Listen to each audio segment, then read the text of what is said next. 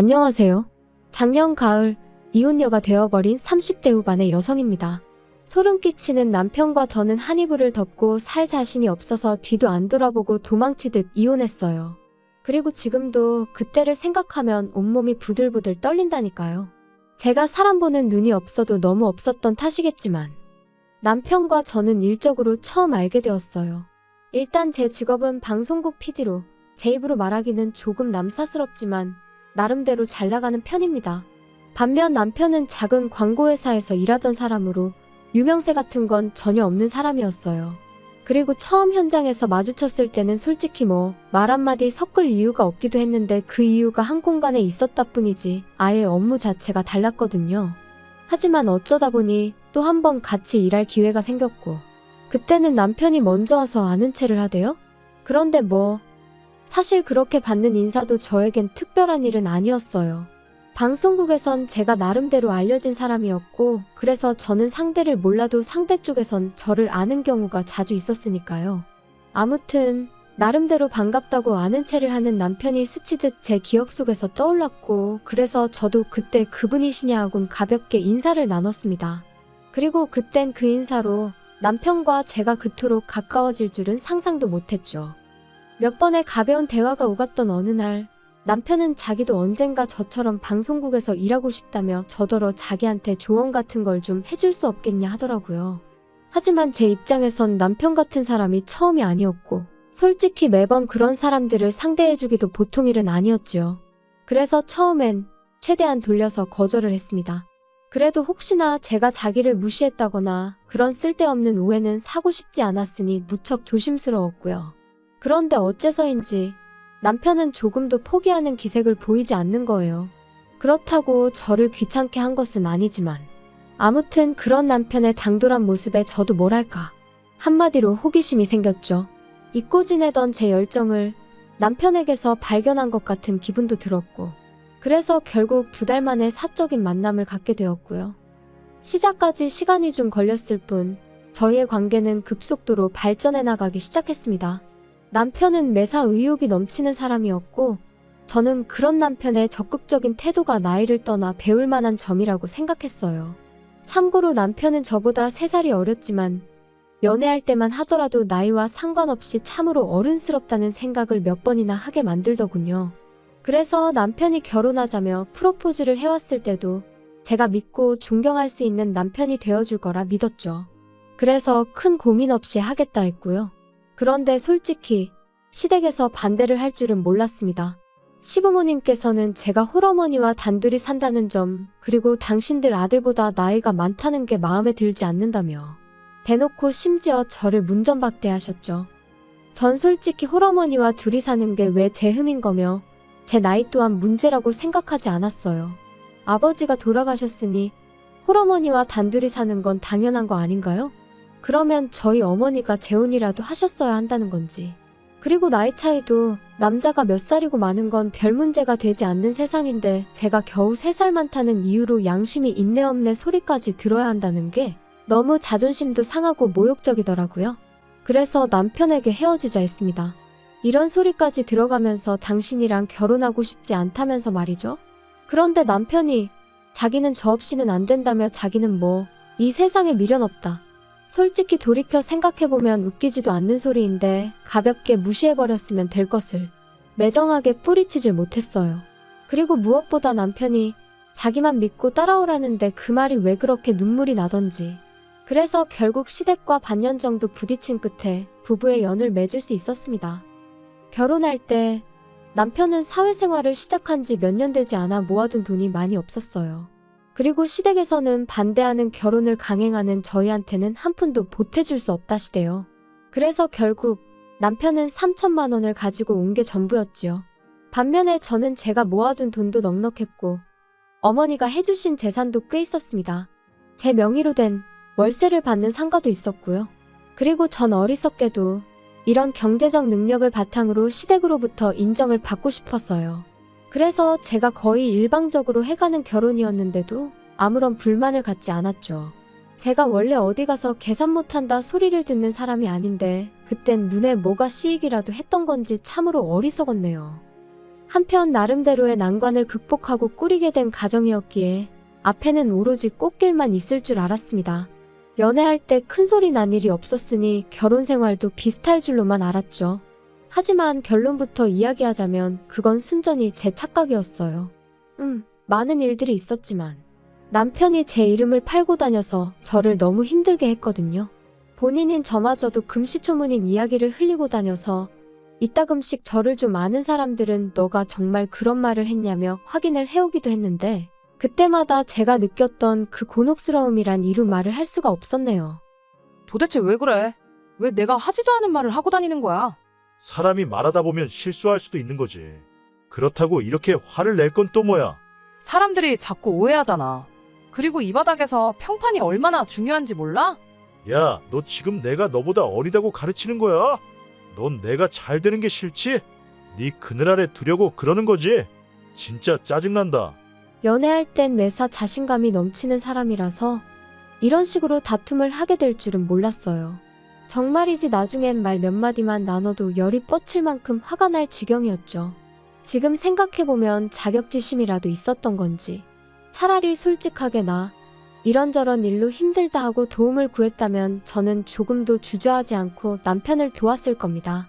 아무튼 저는 남편의 그런 모습에 하루가 다르게 지쳐갔고 실망할 수밖에 없었죠.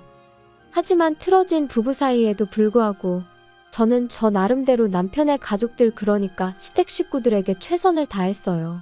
비록 고맙다는 말 한마디 제대로 들어본 적은 없었지만 내가 누군가에게 잘하면 그 복이 다시 나에게 돌아온다는 친정어머니의 가르침을 따랐던 거죠. 그런데 세상 사람들 마음이 다 저희 어머니나 저 같지가 않더라고요. 결혼한 지 만으로 2년차가 되던 무렵부터 친정어머니 건강이 조금씩 나빠져가는 듯 했어요. 반면에 저는 일거리가 넘쳐나서 일주일 내내 쉬는 날 하루도 내기가 어려운 상황이었죠. 그래서 남편에게 두세 차례 친정어머니를 모시고 병원에 가달라고 한 적이 있어요. 저도 남편이 바빴을 때 제가 남편을 대신해 시부모님을 모시고 병원을 다닌 적도 있었고 심지어 아버님이 수술을 하셨을 때는 꼬박 이틀을 곁에서 지샌 적도 있었으니 우리 부부 사이가 좋고 나쁜 걸 떠나 그 정도 부탁은 당연히 할 수 있다고 생각했거든요. 그런데 남편의 반응은 정말 차갑기 그지없었습니다. 지금도 잊혀지지 않아요. 내가 왜? 당신 어머니잖아. 요새 여자들은 효도는 셀프로 하는 거 좋아한다던데. 넌 왜 그래? 무슨 말을 그렇게 해? 내가 그동안 시부모님한테 어떻게 했는데? 내가 그러라고 시켰냐? 너 좋아서 한 걸 가지고 왜 나한테 그래? 그러니까 하기 싫으면 하지 마? 그 말 한마디에 오만 정이 다 떨어졌죠. 그래서 딱 그때부터 저도 시댁에 해드리던 모든 지원을 중단했어요. 그리고 그 안에는 경제적인 지원도 포함되어 있었고요. 부부 사이의 생활비도 그 무렵부터 칼같이 계산하기 시작했네요. 더는 남편에게 10원짜리 하나 쓰기도 아까울 만큼 남편이 미웠으니까요.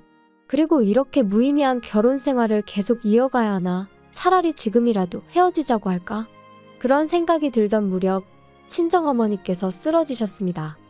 병원 말로는 신경성으로 달리 손 써볼 방법도 마땅치 않고 이런 식이라면 어머니가 1년이나 버티실 수 있을지 모르겠다고 했어요. 말 그대로 사형 선고나 다름이 없었죠. 저도 어머니도 몇 날 며칠 서로 말 한마디 쉽게 하지 못하고 눈물만 흘렸습니다. 그리고 상황이 그렇다 보니 이혼이니 뭐 그런 건 생각할 겨를도 없었어요. 남편도 남편대로 그때만큼은 저나 어머니에게 나름대로 신경을 쓰려고 하는 게 보이기도 했고요. 하지만 미리 말해두지만 이건 다 생쇼에 불과했네요. 그렇게 속절없이 시간만 흘러가던 어느 날 저는 친정어머니의 담당이로부터 뜻밖의 이야기를 듣게 되었어요. 얼마 전부터 한국에 수입이 되기 시작한 신약이 있는데 그게 저희 어머니한테 효과가 있을지도 모르겠다고요. 그런데 문제는 보험이 안 된답니다. 한 번 투약하는데 700만 원 가까이 들고 2주에 한 번씩 10번은 투약하셔야 될 거라면서. 하지만 저는 고민하고 말고 할 것도 없이 해보겠다 했어요. 막말로 앉아서 돌아가실 날만 기다리고 계시게 하느니 뭐라도 해보는 게 당연하지 않나요?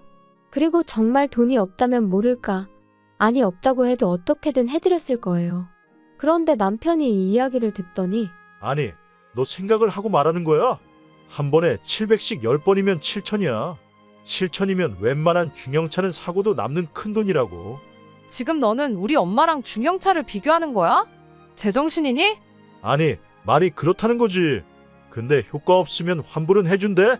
진짜 한심해서 말도 안 나오네. 너야말로 머리에 뭐가 들어있는 거야? 내가 지금 뭐 쇼핑하는 거야? 거봐, 환불도 안 해준다는 거잖아. 그거 다 상술이야. 7천이라니 생각할수록 욕 나오네. 너는 가족이 장모님 뿐이야? 내 생각은 안 해. 미래에 태어날 우리 아이한테는 뭐 어쩔 건데. 쓸데없는 소리 하지 마. 당신한테 돈 달라고 안 할 거고 내 능력으로 해드리는 거니까. 그리고 당신하고 알고 지낸 시간보다 내가 엄마 딸로 지낸 시간이 훨씬 길고 의미 있거든? 그러니까 서운한 애 어쩌네 그런 소리도 할 거 없어. 당신이 나한테 그런 말을 할 자격이나 돼?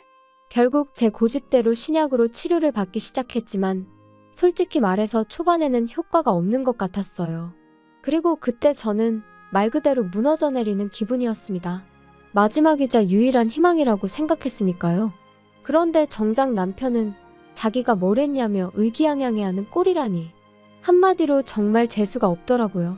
하지만 편찮으신 어머니께선 당신까지 떠나고 나면 제 옆에는 남편 하나 남는다 생각하셨는지 계속해서 저더러 남편에게 잘해주라 하시고 저희 남편한테도 번번이 당신이 미안하다 하셨는데 다시 그때를 떠올리니 가슴에 돌 하나 걸린 듯 속이 불편하고 답답해지네요. 아무튼 정말 하루하루가 암담했지요. 하지만 죽으라는 법은 없다고 딱 절반쯤 지났을 무렵부터 놀라울 정도로 어머니의 증세가 호전되어 갔어요. 그리고 마지막 투약으로부터 2달이 지난 뒤 저희는 담당이로부터 6개월 뒤에 다시 오라는 말을 듣게 되었습니다. 치료가 성공적으로 끝났지만 추이를 지켜보자는 이야기였죠. 어머니도 저도 벅차오르는 감정을 주체하지 못하고 병원을 나서며 얼마나 울었는지 몰라요. 그리고 이튿날 저는 어머니랑 제주도로 여행을 떠났습니다.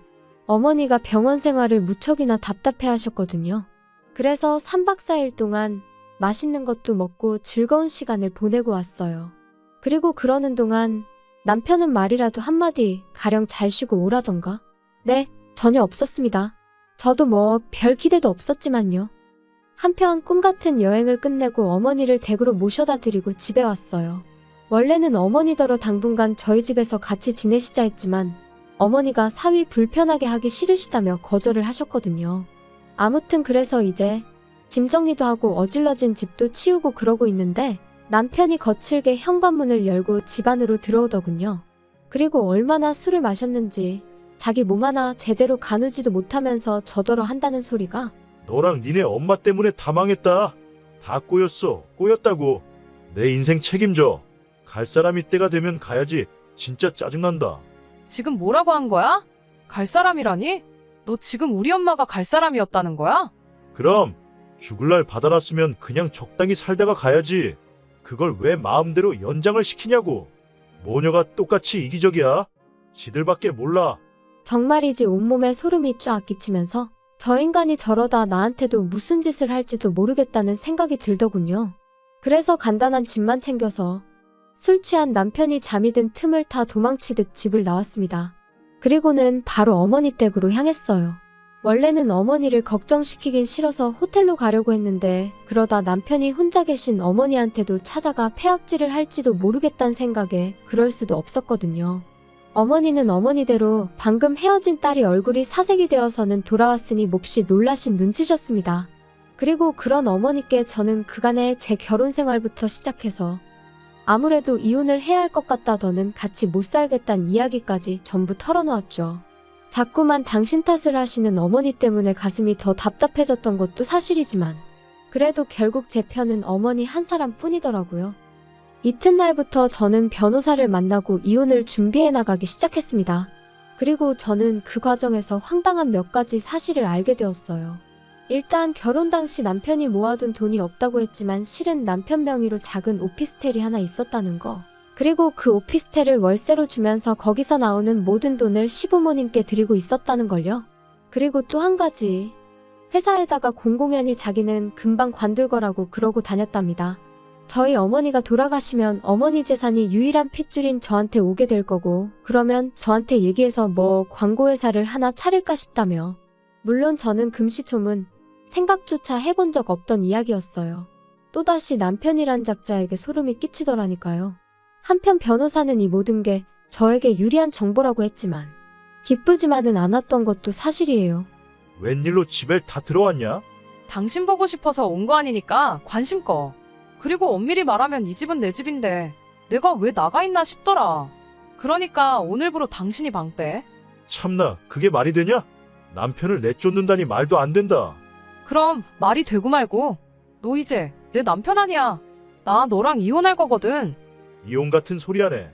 나 이혼 못해. 너 때문에 나 개털됐으니까 네가 책임져야지. 아, 신우한테 오피스텔 넘겨줘서? 그러니까 왜 그렇게 경거망동을 했어? 그리고 진짜 입에 담기도 싫지만 우리 엄마가 돌아가시면 그 재산이 내 거지 니 거야? 정말이지 더는 한마디도 너랑 말 섞기 싫으니까 당장 나가. 안 그러면 내일은 사람 불러서 끌어낼 거니까. 이혼이 뭐 그렇게 쉬운 일인 줄 아냐? 내가 나간다 나가. 나야말로 너한테 질릴 대로 질렸어. 여자가 돼서는 독해 빠져가지고. 아무리 그래도 무능한 너보단 내가 낫지. 남편은 저에게 온갖 쌍욕을 퍼부으며 집을 나갔어요. 남편이 완전히 제 시야에서 사라지고 나서야 비로소 참았던 숨이 터지듯 나오더라고요. 그리고 이후로 저는 변호사의 도움을 받아가며 몇 달의 공방 끝에 남편과 이혼을 할 수 있었습니다. 결혼 기간이 짧아 위자료를 할 건 없었지만 적어도 뭐 하나도 빼앗기지 않았으니 참으로 다행이다 싶었죠. 그리고 들려온 남편의 소식은 아주 재미났습니다. 일단 남편은 저희 어머니가 처음에 앞으로 1년 정도 사신다 소리가 나왔을 무렵 시집간다는 신우한테 기분이랍시고 자기 오피스텔을 줘버렸던 거였죠. 아마 모르긴 몰라도 저희 어머니만 돌아가시면 재산 꽤나 생긴다 생각하곤 아까운 줄 모르고 말 그대로 헛짓거리를 했던 걸 거예요. 그런데 이제 저랑 이혼을 하게 되면서 신우한테 그걸 돌려달라고 했나 본데 그 핏줄이 어디 가나요? 신우가 뭔 소리냐며 내가 그걸 왜 돌려주냐고. 그래서 아주 집안이 난리가 났던 모양입니다. 그리고 제가 이 일을 이토록 상세히 알게 된 건 시부모님이 저 때문에 남매가 아주 등을 찌고 살게 되었다며 책임을 지라고 저한테 따지러 오셨거든요. 그래서 제가 두 분 능력으로 하나 더 사주시라고. 아, 돈이 없어서 그렇게 못해주시냐고 쏘아붙였네요. 그 와중에 싸가지니 뭐니 그런 것까진 생각도 안 했고요. 그리고 한 가지 더 가뜩이나 제가 이혼하게 된 전후 사정을 아는 친구가 남편 회사의 대표와 지인이기도 했고 친구는 저하고 상의를 한 것은 아니었지만 제 남편이 너무너무 꼴보기가 싫더랍니다. 그래서 그 대표에게 저희 남편이 사업이니 뭐니 헛물을 키고 다닌다며 이러다 이 회사 기밀도 빼가는 건 아니냐고 바람을 좀 넣었던 모양이에요. 그리고 그러자 대표도 그렇지 않아도 그 직원 때문에 다른 직원들 불만이 이만저만이 아니었다면서 결국 해고시켰답니다. 팀워크도 부족하고 불성실하고 뭐 아주 틀린 말도 아니었으니 남편도 제대로 한마디 반박도 못해보고 쫓겨나듯 나왔나 봐요. 저더러 네가 꾸민 짓이냐 그러고는 연락이 왔었는데 그때만 해도 저는 아무것도 몰랐던 때라서 이 인간이 뭔 소리를 하는 건가 싶었는데 비하인드 스토리를 알고 나니 정말 웃겨서 한참을 웃었다니까요. 아무리 돈 앞에 장사 없다지만 그래도 한때는 정말 저 하나만 있으면 된다고 눈물 콧물까지 짜대던 인간이었는데 이런 걸 보면 사랑이란 게 참으로 간사한가 싶기도 하고 그저 제가 옥석을 가려내지 못해서 이런 일을 겪은 건지 정말 사랑이란 건 믿기 어려운 것인지 여러 가지로 생각을 하게 되네요. 부디 여러분은 저와 같은 실수는 하지 않으셨으면 좋겠습니다. 평생을 의지하고 소중히 아껴줄 상대를 만난다는 거 저 한 번만 더 기대하고 기다려봐도 될까요? 따뜻해지는 이 계절처럼 제 마음에도 훈풍이 불어오길 기다려봅니다. 들어주셔서 감사해요.